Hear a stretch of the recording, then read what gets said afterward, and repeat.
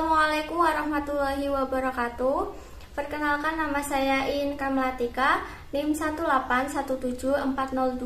1817402-275 dari kelas 7 PAIG.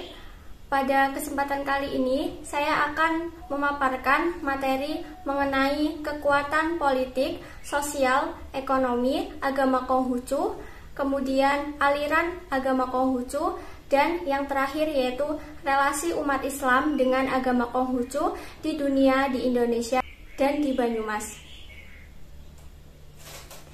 Langsung saja kita simak videonya berikut ini. Untuk materi yang pertama yaitu mengenai kekuatan politik, sosial, ekonomi, agama Konghucu di dunia. Dalam bidang politik tidak lepas dari pemerintahan dan juga kekuasaan. Politik yang baik dalam sebuah negara maka akan melahirkan sistem pemerintahan yang baik pula. Berbicara politik modern, maka tidak jauh dari teori politik dunia barat mengenai trias politika. Lalu, bagaimana konsep politik dari dunia timur seperti Tiongkok yang mayoritas beragama Konghucu? Agama Konghucu sendiri merupakan agama yang telah berusia ribuan tahun. Dalam agama Konghucu, antara rakyat dan pemerintahan mempunyai peran yang saling mendukung satu dengan yang lainnya. Karena tanpa rakyat tidak ada pemerintahan, dan tanpa pemerintahan tidak ada kehidupan sosial masyarakat bernegara yang teratur dan baik. Rakyat memberikan kepercayaan dan kekuasaan kepada pemerintahan untuk mengelola kehidupan bermasyarakat dan bernegara. Sedangkan dalam bidang sosial, agama Konghucu memiliki landasan etika sosial, yaitu hubungan baik dengan Tuhan, hubungan baik dengan orang tua, dan hubungan baik dengan sesama manusia. Konsep etika sosial dalam agama Konghucu menjelaskan bahwa manusia harus memanusiakan dirinya. Caranya dengan mengembangkan sifat-sifat kebaikan yang sudah dimiliki dalam dirinya dan dipraktekkan kepada Tuhan juga kepada sesama manusia. Kemudian dalam bidang ekonomi, agama Konghucu memiliki kekuatan yang besar. Kyungsi mengatakan bahwa sistem perekonomian suatu negara tidak terlepas dari sistem yang lain, seperti contohnya politik, hukum, pendidikan, dan keamanan. Kyungsi mengajarkan bahwa membangun ekonomi masyarakat harus disesuaikan dengan potensi alam yang ada dan harus mengutamakan kepentingan ekonomi penduduknya. Seperti contohnya, bila suatu negara memiliki potensi alam yang cocok untuk pertanian dan rakyat hidup sebagai petani, maka jika suatu saat ada investor yang akan mendirikan pabrik di sana, rakyat tidak boleh dikorbankan demi penghasilan yang lebih besar. Materi yang selanjutnya yaitu mengenai kekuatan politik, sosial, ekonomi, agama Konghucu di negara Indonesia. Dalam bidang politik, agama Konghucu mendapatkan kekuatan politik yaitu adanya pengakuan resmi dari pemerintah Indonesia. Pengakuan bahwa Konghucu sebagai agama resmi terlihat pada penetapan Presiden nomor 1 tahun 1965 yang diundangkan menjadi Undang-Undang nomor 5 tahun 1965 yang menetapkan bahwa agama Islam, Kristen, Katolik, Hindu, Buddha, dan Konghucu merupakan agama resmi penduduk Indonesia. Setelah ditetapkannya keputusan Presiden tersebut, maka secara resmi agama Konghucu menjadi salah satu agama yang ada di Indonesia, sehingga umat Konghucu bisa berhak untuk ikut berpartisipasi dalam negara Indonesia termasuk dalam bidang politik. Selanjutnya, dalam bidang sosial, umat Konghucu di Indonesia sangat toleran dengan tradisi dan agama-agama yang berbeda. Hal ini dibuktikan dengan diterimanya konsep tentang Samkau atau 3 agama. Pada umumnya, orang-orang Konghucu berkelompok dan saling mengikat diri dalam hubungan-hubungan yang teratur sebagai suatu kelompok sosial. Hal tersebut tercermin dengan adanya kongsi-kongsi dan jaringan perdagangan di antara mereka. Selain memiliki struktur sosial tertentu, mereka juga memiliki norma-norma dengan sesama umat Konghucu. Kemudian, dalam bidang ekonomi, orang Cina yang berada di Indonesia mengadakan kerjasama dengan pemerintah dan selalu dimudahkan dalam bidang ekonomi. Segrave berpendapat bahwa di masa Orde Baru, bahkan sampai sekarang, peranan sebagian orang Cina dalam perekonomian Indonesia itu cukup penting. Bahkan sebagian besar perusahaan-perusahaan besar di Indonesia dikuasai oleh orang-orang Cina. Hal ini karena Cina tidak terlepas dari pengaruh keyakinan keagamaannya, terutama ajaran-ajaran Konghucu yang mereka jadikan pedoman dalam kehidupan sehari-hari. Materi yang selanjutnya yaitu kekuatan politik, sosial, ekonomi, agama Konghucu di Banyumas. Dalam bidang politik, sebenarnya di daerah Banyumas, pelayanan yang diberikan kepada masyarakat yang beragama Konghucu setelah reformasi sudah sangat baik. Mereka mempersilahkan siapapun untuk ikut andil dalam pemerintahan, termasuk juga agama Konghucu. Pemerintah Banyumas sendiri sudah mempersilahkan kepada masyarakat yang ingin mengganti agama di KTP-nya dengan agama Konghucu. Namun sangat disayangkan tidak banyak dari mereka yang merubah agamanya di KTP-nya. Kebanyakan dari mereka merasa takut dan trauma apabila mereka mengganti agama dengan agama Konghucu, karena nantinya akan dikucilkan. Dari data kasar yang diperoleh sekitar 500 penduduk agama Konghucu di Banyumas, hanya sekitar 85% orang yang mengganti agama Konghucu di KTP mereka. Selanjutnya, dalam bidang sosial, umat Konghucu di Banyumas dapat dilihat dari komunitas Gus Durian Banyumas. Untuk keanggotaan Gus Durian Banyumas, satu-satunya anggota yang membawa majelis agama hanyalah Makin Banyumas. Sementara keanggotaan lainnya hanya bersifat personal saja. Di dalam kantor sekretariat Gus Durian Banyumas juga terpampang gambar Nabi Kongsi yang berjajar dengan gambar dan simbol-simbol keagamaan yang aktif di Gus Durian.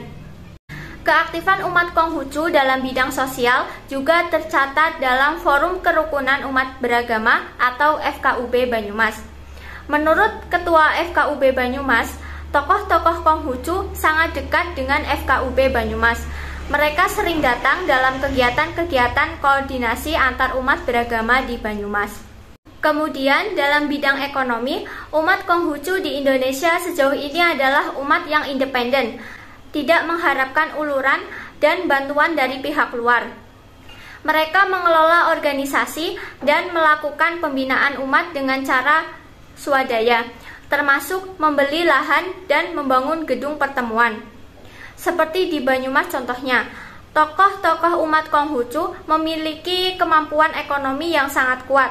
Salah satu tokoh yang fenomenal dan ulet dalam hal penguasaan bisnis dan aktif dalam pembinaan umat Konghucu adalah Ibnu Sujono.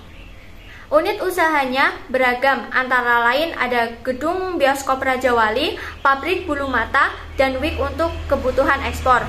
Di samping itu, ia juga menjabat sebagai pembina Yayasan Mulia Bakti yang mengelola sekolah TK dan SD Mulia Bakti.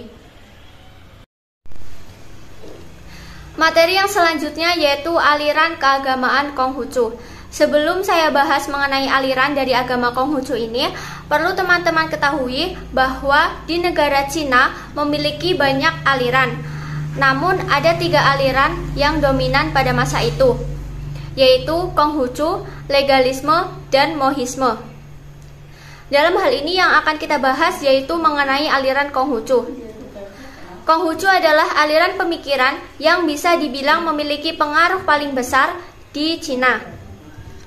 Ajaran ini berpusat pada naskah klasik Konfusianisme yang kemudian menjadi fondasi masyarakat tradisional Cina.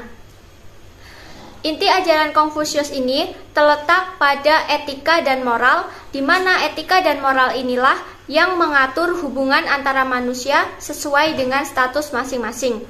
Dalam sebuah wawancara yang saya lakukan dengan Bapak Budi Rohadi selaku pengurus FKUB Banyumas, beliau mengatakan bahwa dalam agama Konghucu memiliki beberapa organisasi. Namun di dalam agama Konghucu sendiri tidak ada aliran atau sekte. Agama Konghucu bukan merupakan pencipta agama itu sendiri, melainkan ia menyempurnakan agama sebelumnya atau yang dikenal dengan Rujiao. Walaupun tidak memiliki aliran, namun agama Konghucu ini memiliki ajaran-ajaran seperti ajaran tentang bagaimana menjalin hubungan dengan sesama manusia atau yang disebut dengan Rendao, dan hubungan manusia dengan Holik atau pencipta yang disebut dengan Tiandao. Adapun falsafah dasar agama Konghucu yaitu ada 3. Yang pertama Tian, yang kedua King, dan yang ketiga Ren. Yang pertama Tian. Tian merupakan maha pencipta alam semesta. Manusia tidak bisa memahami makna sejati Tian, sehingga ia dilambangkan dengan ciri-ciri. Yang pertama Yuan atau yang selalu hadir, yang kedua Heng yang selalu berhasil, yang ketiga Li yang selalu membawa berkah, dan yang keempat Zen yang selalu adil, tidak membeda-bedakan. Falsafah yang kedua yaitu King. King merupakan jati diri manusia, kodrat, yaitu perwujudan firman Tian dalam diri manusia. King menghubungkan Tian dengan segala ciptaannya. Manusia sulit mengenali Kingnya karena tertutup oleh emosi dan nafsu, sehingga manusia harus dibimbing dengan pedoman etika.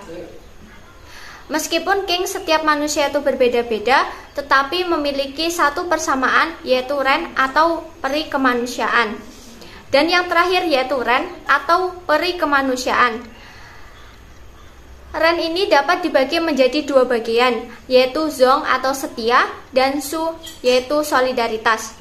Kemudian berkaitan dengan iman, agama Konghucu memiliki 8 pengakuan iman atau Baceng Chen Gui, yaitu yang pertama sepenuh iman kepada Tuhan Yang Maha Esa, yang kedua sepenuh iman menjunjung kebajikan, yang ketiga sepenuh iman menegakkan firman gemilang, yang keempat sepenuh iman percaya beradanya nyawa dan roh, yang kelima sepenuh iman memupuk cita berbakti, yang keenam sepenuh iman mengikuti genta rohani Nabi Kongsi, yang ketujuh sepenuh iman memuliakan kitab Sisu dan Wu Jing, dan yang terakhir yaitu sepenuh iman menempuh perlintasan suci.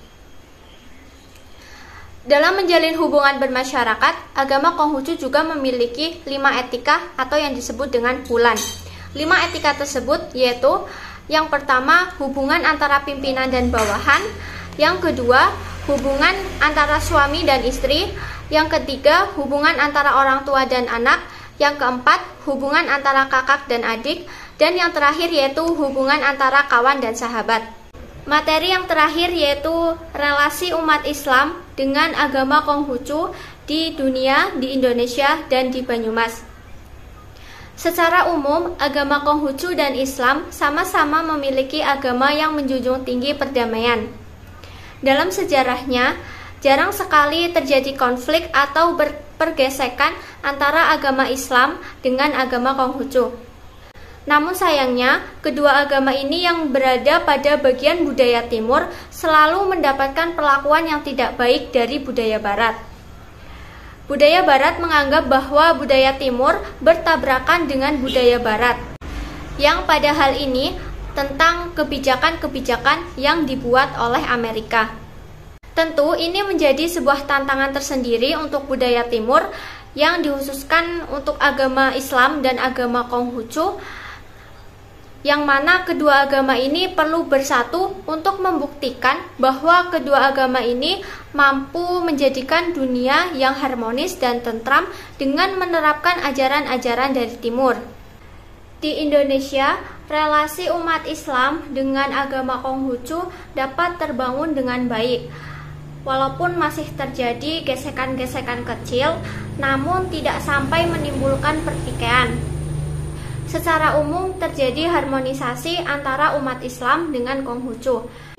Bisa kita lihat dengan berbagai kegiatan yang dilakukan antara umat Islam dengan agama Konghucu itu sendiri. Relasi yang harmonis antara agama Konghucu dengan agama Islam sangat terlihat jelas. Komunikasi antara umat Islam dengan umat Konghucu dapat berjalan dengan baik, sehingga mereka sangat mudah untuk saling bertemu. Relasi sosial umat Konghucu di Banyumas juga bisa dilihat dari penuturan pihak Gus Durian Banyumas. Untuk keanggotaan Gus Durian Banyumas, satu-satunya anggota yang membawa majelis agama hanyalah Makin Banyumas. Selain itu, umat Konghucu yang berada di Banyumas juga telah menyatu dengan masyarakat Banyumas dan menyatu dengan warga sekitar. Mereka tidak membedakan agamanya satu sama lain. Mereka saling berbaur dan juga saling tolong-menolong. Salah satu pengurus FKUB Banyumas, yaitu Bapak Budi Rohadi, menyatakan bahwa menurut riset, tingkat toleransi antar umat beragama di Kabupaten Banyumas mencapai 92%. Artinya, di Kabupaten Banyumas, kehidupan toleransi antar umat beragama sangat baik dan juga moderat. Masyarakat Banyumas dapat hidup saling berdampingan dan saling menghormati antar umat beragama. Sedangkan relasi antara umat Islam dan umat Konghucu di Banyumas, beliau menegaskan kembali bahwa kedua agama tersebut memiliki relasi yang sangat baik. Hal ini bisa dibuktikan dengan kegiatan-kegiatan yang mereka rutin lakukan secara bersama-sama.